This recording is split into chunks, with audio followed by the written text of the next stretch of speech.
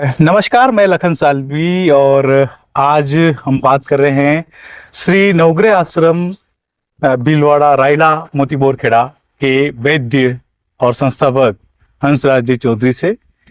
आजकल की तनाव भरी जिंदगी, दौड़ भाग भरी जिंदगी के बीच वेलनेस को लेकर काफी जो है चर्चा भी शुरू होने लगी है और एक चिंता भी रहती है कि वेलनेस जो है कैसे रहे, लोग हैप्पी कैसे रहे, स्वस्थ कैसे रहे। सबसे पहले बात करेंगे वैद्य जी, वेलनेस किसे कहते हैं? आपकी नजर में वेलनेस क्या है? देखो, अंग्रेजी के दो शब्दों से ये बना है मिलके। जी, वेल मतलब सब जानते हैं अच्छा जी, अच्छे में भी अच्छा जी, बाकी तो गुड होता, जी, गुडनेस होता या बेटरनेस होती। वेल मतलब ऑल इज वेल, आपने सुना होगा जी, मतलब सब कुछ अच्छे के करीब। और नेस का मतलब होना, मतलब उस जैसा होना, यानी कि सब कुछ अच्छा होना। अब सब कुछ अच्छा क्या होगा?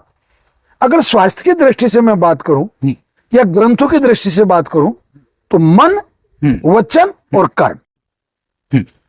व्यक्ति चाहे 4 दिन के लिए, चाहे 7 दिन के लिए, चाहे 10 दिन के लिए इस बात की एक बार प्रैक्टिस करें कि मैं मन से 10 दिन प्रसन्न रह सकता हूं। मन के अंदर जो उमड़ने घुमड़ने वाले जो विचार हैं, मैं उन पे नियंत्रण कर सकता हूं। मैं प्रातःकाल 5 बजे उठ के योगा और प्राणायाम और ध्यान कर सकता हूं। मैं दिन में एक अनुशासित व्यक्ति की तरह रह सकता हूं। जीवन में अनुशासन का बहुत महत्व है। तो ये प्रॉपर वेलनेस तब होगी कि जब आदमी मन से, फिर वचन। उसने कहा कि मैं 5 बजे उठूंगा, मतलब उसे कोई उठाने नहीं जाएगा, वो 5 बजे अपने वचन पर कायम होगा, ठीक। और फिर आहार में उसने वचन दिया कि आप जो खिलाएंगे वो मैं खाऊंगा। तो उसको चाहे लौकी का सूप दिया जा रहा है, चाहे पत्तों का जूस दिया जा रहा है, चाहे कड़वा काढ़ा दिया जा रहा है, या मैं तो यहां तक भी कहूं कि उसे एनिमा भी दिया जा रहा है या उसको वमन करवाया जा रहा है, तो वचन से यह ना कहे कभी कि साहब आप मुझे उल्टी क्यों करवा रहे हैं। वो डॉक्टर की सलाह है, वो डॉक्टर चूंकि आपके अंदर जो टॉक्सिक्स जमा है उनको बाहर निकाला। और कर्म, कर्म का मतलब सीधा सीधा ये है कि निष्कर्म का हो जाना, बिल्कुल बिना कर्म के अगर कोई व्यक्ति 7 दिन गुजार सकता है तो ये उसका बहुत बड़ा कर्म है। क्योंकि आज काम में ही व्यक्ति इतना उलझा हुआ है, कि उसको तो ये कर्म करने में ज्यादा मुश्किल है। सीधे सीधे मैं कहूं कि संगीत सुनने में और संगीत गाने में जितना अंतर है, बहुत अच्छा संगीत गाने वाला जब संगीत सुनता है तो उसके आनंद की पराकाष्ठा होती है। तो सेम यही वेलनेस में यह है कि आपका दैनिक जीवन को पूर्ण रूपेण सुचारू करने के लिए साल में, वैसे हमारे शास्त्रों में तो उल्लेख है कि जितने ऋतु परिवर्तन होते हैं उस ऋतु परिवर्तन के हिसाब से आहार भी परिवर्तन होता है, और उसमें आपको ये 7-7 दिन की या 10 दिन की एक ऋतुचर्या इसको कह लें, वेलनेस उसको करना चाहिए। और मैं आपको जानकारी देते हुए मुझे बहुत प्रसन्नता है कि आज आपने इस वेलनेस जैसे विषय को चुना। अभी जैसे आपने बताया कि वेलनेस के लिए व्यक्ति कम से कम 7 दिन जो है दे अपने जीवन में, और आपने ये भी बताया कि मौसम के अनुसार, ऋतुओं के अनुसार जो है आहार विहार आचार विचार करने से जो है भी जो है स्वस्थ रहा जा सकता है। तो व्यक्ति सदा स्वस्थ रहे जी, इसके लिए आप क्या सुझाव देंगे? कैसे रह सकते हैं सदा? व्यक्ति सदा प्रसन्न रहने के लिए पहला ही सूत्र यह कि वो किसी को अप्रसन्न ना करे, मतलब अतिक्रमण ना करे।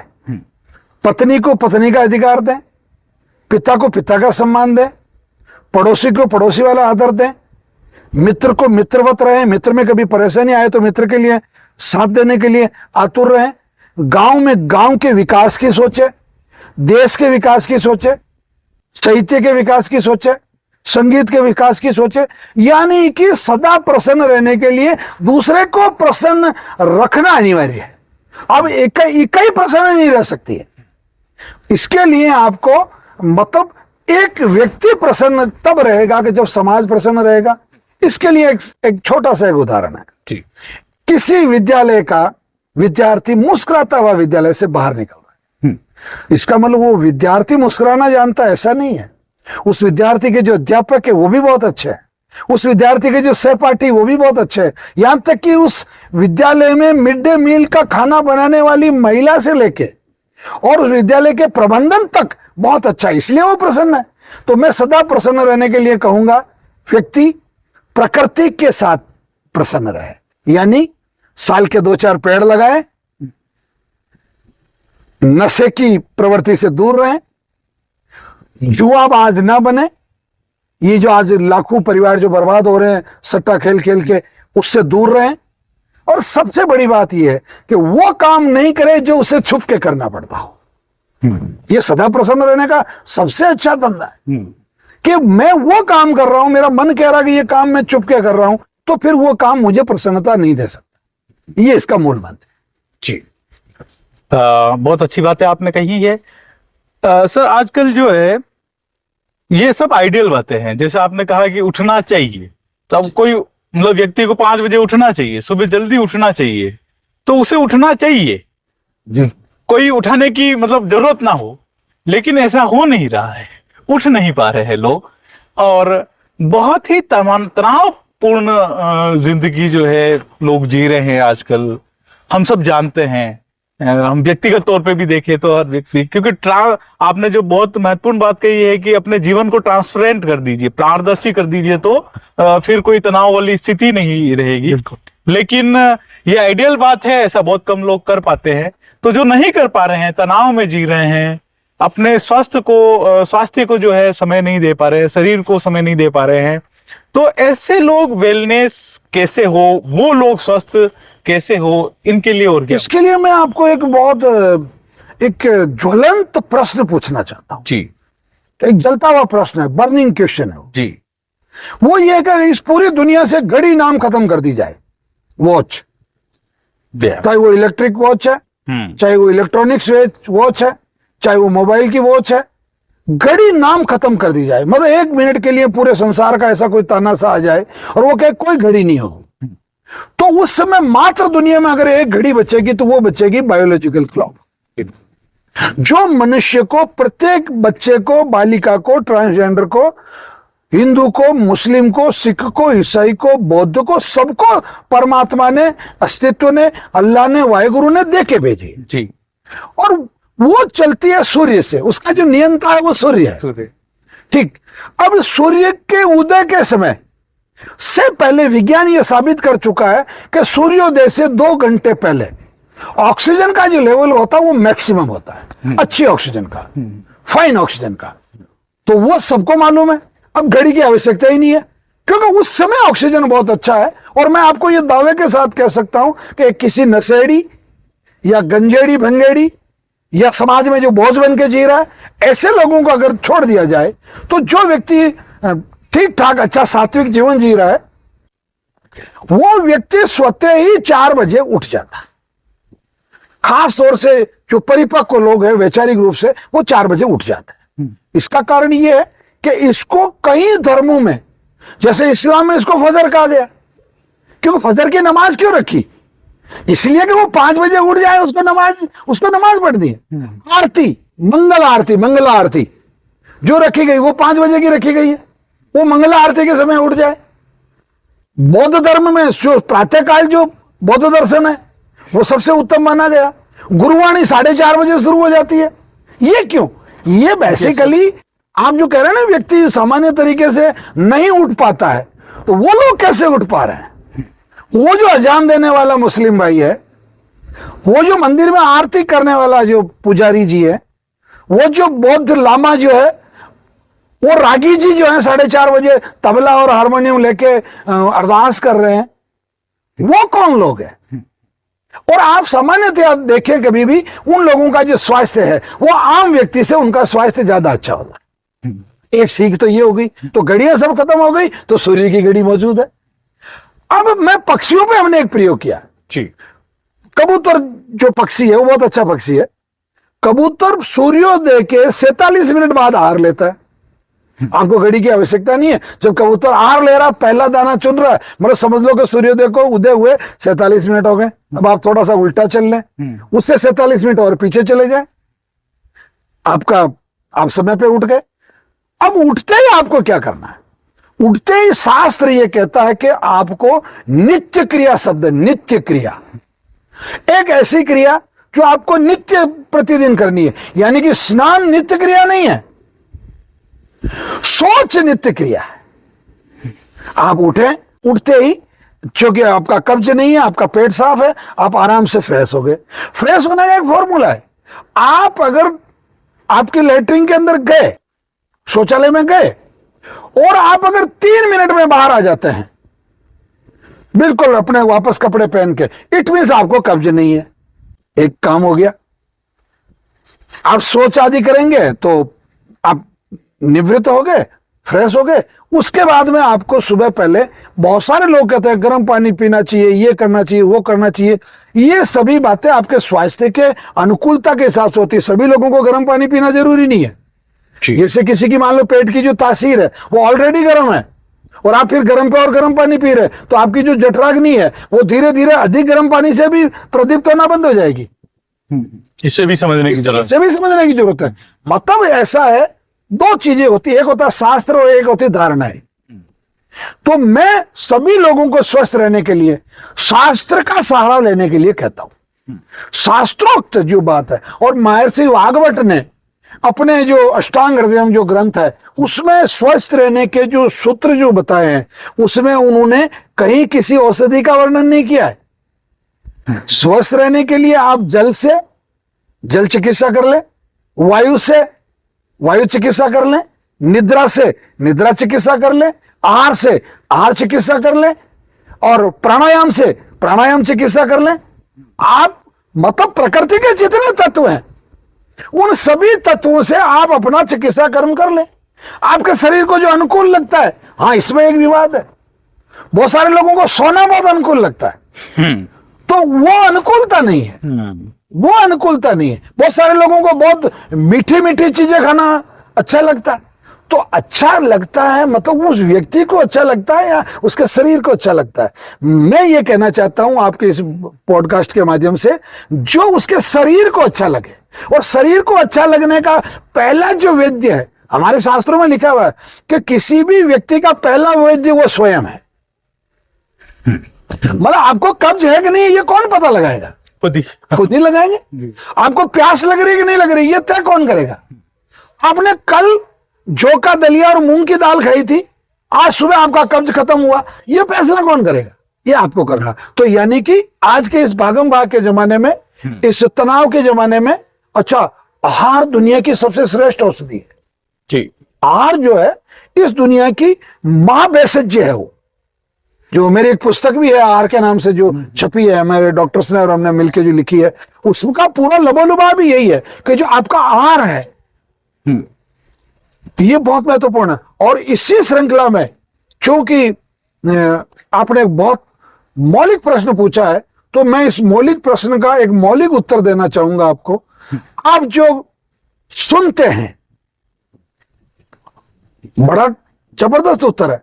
आप जो सुनते हैं, आप जो देखते हैं, आप जो सोचते हैं, आप जो खाते हैं और आप जो पीते हैं, ये पांचों चीजें आहार का हिस्सा है। ये पंचाहार है, ये 5 मूत्र के आहार है। इससे आपके शरीर में रस का निर्माण होता है, उस रस से रक्त का निर्माण होता है। तो आप सुन ही गलत रहे हैं, आप सोचे ही गलत रहे हैं, आप देखे ही गलत रहे हैं, आप वासनापूर्ण चीजें देख रहे हैं, तो वासनापूर्ण रस का निर्माण हो रहा है। आप बलात्कारी हो जाएंगे। आप प्रकृति को निहार रहे हैं तो आपको पेड़ लगाने की इच्छा होगी। अब जो आप खाते हैं वो वैसे ही रस बनेगा, जैसा खाओगे अन्न वैसा बनेगा मन, जैसा बनेगा मन वैसे होंगे दिन। आहार निर्मितो मने, आहार से ही मन का निर्माण होता है। तो ये बहुत महत्वपूर्ण है कि व्यक्ति आहार से अच्छा रहे, विहार से अच्छा रहे और व्यवहार से अच्छा रहे। व्यवहार कौन सा अच्छा है, इसको आयुर्वेद में बाकायदा उल्लेखित किया गया। व्यवहार वो अच्छा है जो गगन को भी, पृथ्वी को भी, पाताल को भी, जल को भी, अग्नि को भी, वायु को भी, अन्न को भी, किसी को दूषित ना करे, किसी को दूषित ना करे। मैं जोर जोर डीजे बजा रहा हूं, ध्वनि प्रदूषण कर रहा हूं, उससे मेरा पड़ोसी दुखी हो रहा है, सब दुखी हो रहा है। तो उनका जो रस बन रहा है क्योंकि वो वैसा सुन रहे हैं। तो वो ऐसा सुन रहे हैं इसलिए आप पे क्रोध कर रहे हैं, बंद कर दीजिए, वो इसलिए बंद करवा रहे हैं। आप बहुत धीमी आवाज में हारमोनियम बजाइए, वो सब लोग मिलके आपके घर पे आके बैठ जाएंगे जहां आप बजा रहे हो। तो ये ऐसा मूल तत्व। जैसा आपने बताया आचार विचार व्यवहार आहार, ये तमाम चीजें और ये सब इनका लिंक जो आपने आयुर्वेद से करके बताया है कि सब आयुर्वेद में ये लिखा है। वांग भट्ट का आपने जैसा बताया कि वो कैसे है जो प्रकृति से आपके स्वास्थ्य को, और आपको खाली स्वस्थ रहना ही नहीं, उपचार भी कैसे इन चीजों से किया जा सकता है। तो ये बात तो आप बता रहे हैं पॉडकास्ट पे, लेकिन कोई भी व्यक्ति इन चीजों को आसानी से कहां से पढ़े, कहां से समझे? जी, इसके लिए देखो दो उत्तर हो सकते जी। पहला उत्तर यह हो सकता है कि वो व्यक्ति पाठक बने, सरलतम आयुर्वेद की जो अधिकृत पुस्तकें हैं उनको पढ़े, परंतु उसमें एक परेशानी कि वो संस्कृत निष्ठ है अधिकांश, कुछ हिंदी टीकाएं हैं, अनुवाद है, उन्हें पढ़ा जा सकता है। कहीं ऑथेंटिक अच्छे चैनल्स हैं जो मूलतः व्यापार की बात नहीं करता, आयुर्वेद की बात करते हैं, उन्हें पढ़ा जा सकता है। और दूसरा जो उत्तर है वो बहुत सरल उत्तर है, ये सीखने के लिए, ये पढ़ने के लिए और ये समझने के लिए श्री नवग्रह आश्रम सेवा संस्थान जो है वो आज की तारीख में आयुर्वेद को ही ओढ़ता है और आयुर्वेद को ही बिछाता है। दुष्यंत कुमार की गजल है कि मैं जिसे ओढ़ता हूं बिछाता हूं वो गजल आपको सुनाता हूं। तो यहाँ का वेलनेस सेंटर पूर्ण रूपेण आयुर्वेद पर आधारित है, नेचुरोपैथी पर आधारित है, पंचकर्मा पर आधारित है। यहाँ का जो कैंसर चिकित्सा, किडनी चिकित्सा, लीवर चिकित्सा और जितने प्रकार की बीमारियां हैं, डायबिटीज वगैरह, वो सब आयुर्वेद से ही, क्वाथ से। अब इसमें मैं मूल बात समझा रहा हूं आपको। क्वाथ यानी कि काढ़ा, वृक्ष यानी कि स्वरस, ये दोनों आयुर्वेद के प्राण हैं। अब भारत में मात्र 2 या 3 सेंटर पूरे देश में ऐसे हैं कि जो आज की तारीख में काढ़ा से चिकित्सा कर रहे हैं, काढ़े से, क्वाथ से। और क्वाथ के परिणाम है, क्वाथ को आयुर्वेद का प्राण कहा गया। और जो स्वरस है उसको आयुर्वेद में, स्वरस पर आयुर्वेद की आत्मा कहा गई। वो आत्मा है उसमें, क्योंकि क्लोरोफिल है, उसमें औषधियों के गुण परिपूर्ण रूप से भरे हुए हैं। तो मैं ये कहना चाहूंगा कि अगर किसी व्यक्ति को जिज्ञासा है, इस संपूर्ण पृथ्वी के वो किसी देश पे रहता हो, वो व्यक्ति मात्र 10 दिन के लिए वेलनेस सेंटर आ जाए या नवग्रह आश्रम का जो चिकित्सा का जो सेटअप है वहां आए, इन चीजों को देखे समझे। मैं ये दावे के साथ कह सकता हूं कि वो तीसरे चौथे दिन वो आयुर्वेद को जीना शुरू कर देगा और आयुर्वेद की बात शुरू कर देगा। ये एक बात। दूसरा, व्यक्ति को ज्यादा कुछ नहीं करना, नेचर उसको जिस तरफ लेके जाती है उस तरफ ही उसको जाना चाहिए। यानी कि इसका एक बहुत अच्छा उदाहरण है, आप तंबाकू खा रहे हैं, आपको चक्कर आ रहे हैं, तो नेचर आपको तंबाकू खाने की स्वीकृति नहीं दे रही। आप अधिक शराब पी रहे हैं, उससे आप गाली गलौज कर रहे हैं, आप चक्कर खा रहे हैं और आप नाली में गिर रहे हैं, मतलब प्रकृति आपको वो पीने की स्वीकृति नहीं दे रही। मैं ये दावा नहीं कर रहा हूं कि आपको मतलब पूर्ण रूपेण आयुर्वेद में कहीं शराब का या अल्कोहल का या कहीं जिक्र नहीं है। जिक्र है, हमारे आयुर्वेद में आसव बनते हैं, द्राक्षारिष्ट बनती है, अशोकारिष्ट बनती है, दशमूलारिष्ट बनती है, मृतसंजीवनी बनती है, परंतु उसकी मात्रा 25 ml फिक्स है। मतलब आप खंबा गाड़ रहे हैं और फिर खंबे से टकरा रहे हैं, तो पहले तो आप खंबा मत उठाओ। खंबा उठा लिया तो खंबा मत पियो, और खंबा पी लिया तो फिर खंबे से मत टकराओ। ये मूल, मतलब प्रकृति के करीब आप जहां है, बहुत ज्यादा गर्मी है, भयंकर गर्मी हो रही है, उस समय आप तब थोड़ी तापोगे। बहुत ज्यादा शीतलता, बहुत ज्यादा ठंड है, तो उस समय आप पिंड खजूर है या गुड़ है या उष्णता देने वाली चीजें आप इस्तेमाल करोगे। तो यानी कि आयुर्वेद को सीखने के लिए बहुत अधिक विद्वान होना आवश्यक नहीं है, आपको बहुत अधिक सजग होना आवश्यक है। जी, तो देख रहे हैं धीरे धीरे आप लोग भी आयुर्वेद को समझ रहे हैं, YouTube से, सोशल मीडिया से और कई माध्यमों से आयुर्वेद घर घर तक पहुंच रहा है। आयुर्वेद में अभी आपने जैसा जिक्र किया नेचुरोपैथी का और पंचकर्मा का, इन सब का, तो इसमें कितनी पैथी है, नेचुरोपैथी क्या है, पहले तो कितनी पैथी इसमें है और नेचुरोपैथी क्या है, उसमें क्या क्या होता है, इस पे थोड़ा आप। देखो, इसको बहुत सरल तरीके से अगर आप समझना चाहें जी तो वृहद शब्द है, बड़ी जो एम्ब्रेला है, जो छतरी है, वो आप ऐसा सोचिएगा। आजकल शहर में बहुत सारे लोग ये जो सिम बेचते हैं वो ऐसे अलग अलग कलर की Umbrella। छतरी लेके बैठते हैं। तो आयुर्वेद एक बड़ी छतरी है, बड़ी एम्ब्रेला। जी अब उसमें उसके 4-5 मुख्य उसकी शाखाएं। पहली है नेचुरोपैथी, यानी कि प्राकृतिक चिकित्सा, जो मैंने पूर्व में आपको बता चुका हूं, जो प्रकृति से, यानी कि जल से, अग्नि से, वायु से, अन्न से, मतलब प्राकृतिक तरीके से जो आपकी चिकित्सा हो। उसमें जैसे एक बहुत सीधे से उदाहरण बताऊं कि आपके पैरों में बहुत ज्यादा गठिया है, ये है वो है, तो आपको गर्म पट्टी और ठंडी पट्टी दी जा रही है। इसमें कहीं कोई औषधि काम नहीं आ रही, ये हो गई नेचुरोपैथी। आपका आहार तय किया जा रहा है कि आपको गरिष्ठ भोजन नहीं करना, वो नेचर है। दूसरा है पंचकर्मा। तो पंचकर्मा में जैसे आपका जो अलग अलग, जैसे आपको स्वेदन करवाया जा रहा है, यानी कि पसीने से आपके शरीर से पसीना निकाला जा रहा है, आपको एनीमा दिया जा रहा है, मतलब बस्ती, आपको वमन करवाया जा रहा है, उल्टी करवाई जा रही है, ये पंचकर्मा है। इस तरीके से मतलब मोटा मोटी इससे ही होता। अब तीसरा होता है योगा। तो आपको योग करवाया जा रहा है, योग से आप प्रकृति के बिल्कुल करीब जा रहे हैं। फिर होता है प्राणायाम। तो हालांकि ये योगा के हिस्से हैं, प्राणायाम, योग और ध्यान, ये तीनों मेडिटेशन, और ये तीनों हिस्से इसके तरीके से ये भी एक आयुर्वेद का हिस्सा है। फिर आयुर्वेद का हिस्सा है लंघन करवाना, मतलब आपको भूखे रखे भी आपकी चिकित्सा की जा सकती है कि आपकी बॉडी के अंदर जितनी फैट है उसको डिजोल्व किया जाए। तो आपको भूखा रख के भी, आपको कभी कभी एक ही चीज बहुत अधिक मात्रा में खिला के भी चिकित्सा की जा सकती है, कि चूंकि आपके शरीर की, जिसको अपन तासीर कहते हैं, वो उसके आपकी तासीर चेंज कर सकता है। जैसे आपकी आंखें नहीं खुली हुई है, तो आपको 2-3 दिन के लिए वैद्य जी आपको बहुत भरपेट आहार दे सकते हैं। वो आहार वो तय करेंगे क्या देना, परंतु आपको एक बार मतलब आपका वो आंखें खुल गई आपकी जी, और फिर बाद में उसको इस तरीके से करके आपको एक नॉर्मलाइज स्थिति में।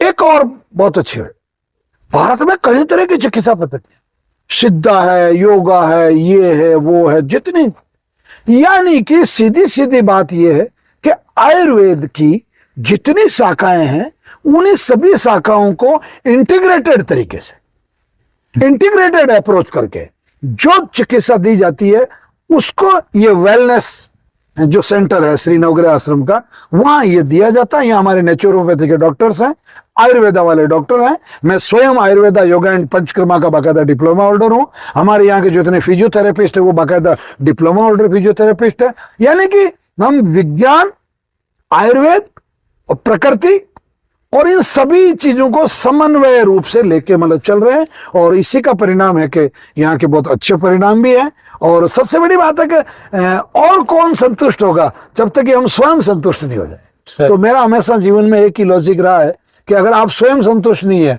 तो फिर आप किसी और को संतुष्ट करने की सोच भी नहीं, आपको सोचनी भी नहीं है। तो आपको स्वयं को संतुष्ट होना चाहिए। Thank you. और एक हमारे दर्शकों को एक टॉनिक आप दीजिए, एक कुछ ऐसा मार्ग दीजिए कि इस पॉडकास्ट के बाद लोग आयुर्वेद की तरफ या खुद हैप्पी रहने की तरफ या खुद वेलनेस की तरफ आगे बढ़ेंगे या ना बढ़ेंगे, ये तो मैं अभी नहीं कह सकता, लेकिन इस टॉनिक से वो कम से कम कुछ शुरुआत करें। तो ऐसे कोई 3-4 चीजें आप बात करिए कि वो अपने जीवन में इन चीजों की शुरुआत तो कम से कम करे। देखो, 5 टॉनिक दे रहा हूं। पहला, जल्दी उठे और जल्दी सोए। इसमें उसका कुछ नहीं लग रहा, नॉन मॉनिटरी इनपुट है, कोई पैसा नहीं लग रहा है, उसको उतने ही घंटे काम करने को मिल रहा है। यानी कि सुबह 4 बजे उठ गया और शाम को 8 बजे सो गया, तो कोई उसको नुकसान नहीं। एक। दूसरा, थोड़ा थोड़ा खाएं और बार बार खाएं, यानी कि एक ही बार पूरा मतलब ओवरनाइट होने की जरूरत नहीं है, और पेट को भूखा रखने की भी जरूरत नहीं। तीसरा, जो जहर है उनको तुरंत छोड़े। तंबाकू जहर है, समुद्र का सफेद नमक जहर है, रिफाइंड ऑयल जहर है, गाली गलौज जहर है, और अपने परिवार और अपने पड़ोसी से द्वेषता जहर है। तो इन 5 जहरों को तो आज ही छोड़े। इसमें तो आप पे कोई पुलिस केस भी नहीं होना कि भाई आपने तंबाकू क्यों छोड़ दी, बिल्कुल, या आपने शराब क्यों छोड़ दी, या आपने पड़ोसी से मित्रता क्यों कर ली, जी। ऐसा तो कुछ हो ही नहीं सकता। चौथा, किसी भी व्यक्ति को शुरुआत करने के लिए कल की जरूरत नहीं है, क्योंकि मैंने मेरी करीब 67 यानी कि 67 साल की उम्र में कल नहीं देखा मैंने। और मैं इस 12 साल के चिकित्सा के अनुभव में मैंने कई लाखों लोगों से भीख मांगी कि यार किसी के पास कल हो तो मुझे दे जाओ, पर कल किसी ने आज तक नहीं दिया। बड़े बड़े लोग आते हैं यहाँ, परंतु किसी के पास कल है ही नहीं। तो ये चौथा सूत्र ये है कि भैया कल आलसी लोगों का सबसे अच्छा मुहावरा है कि कल कर लूंगा, जो कल भी करना है वो आज से जो भी शुरुआत करनी है। कर, जी। मतलब काल करे सो आज कर, और आज करे सो अभी। तो पल में प्रलय होगी बहुरी करोगे, कब करेगा भाई तू। और आखिरी पांचवा जो सूत्र है, ठहाके लगाओ, मुस्कुराओ, मस्त रहो, परंतु किसी की मजबूरी पे मत मुस्कुराओ। किसी की मजबूरी में अगर साथ दे सकते हो तो साथ दो, और नहीं दे सकते हो तो उसको मजबूर मत करो, ज्यादा परेशान मत करो। जी। ये जिंदगी का सबसे अच्छा सूत्र है, और इसका सबसे भला फॉर्मूला यही है कि आप किसी का सहारा बन सके। ये आपके लिए परम सौभाग्य की बात है। और आप किसी की बैसाखियां छीन ले और वो व्यक्ति वहीं गिर जाए, पड़ जाए, ये स्वास्थ्य के क्षेत्र में भी है। आप किसी को अच्छी सलाह दे सकते हैं। और चूंकि आपने तो 5 सूत्र मांगे थे, मैं 5 सूत्र मैंने दे दिए, परंतु जो इन 5 सूत्रों का जो निचोड़ है वो एक ही सूत्र है, शास्त्रोक्त बातों पर विश्वास करें, टोटकों पर विश्वास ना करें, जी। नुस्खों पर विश्वास ना करें, औषधि पर विश्वास करें, जी। शास्त्र पर विश्वास करें। महर्षि चरक, वाग्भट, डैलन और ये जो सुश्रुत ये जो कह रहे हैं उस पर विश्वास करें, इनके अनुसार जो चल रहे हैं उन पर विश्वास करें। धन्यवाद वैद्य जी, बहुत बहुत धन्यवाद। थैंक